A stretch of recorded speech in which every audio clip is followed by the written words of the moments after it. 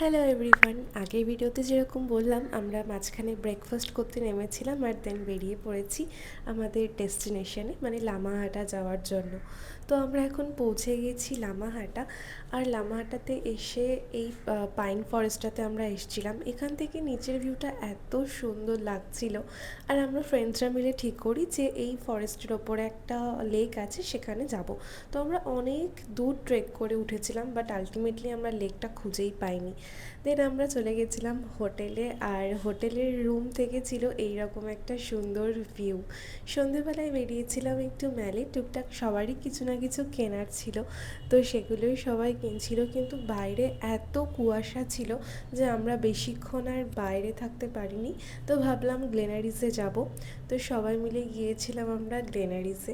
ওখানে গিয়ে আমরা ট্রাই করলাম হট চকলেটটা, যেটা তো দারুণ ছিল, আমার তো ভীষণ ভালো লেগেছে।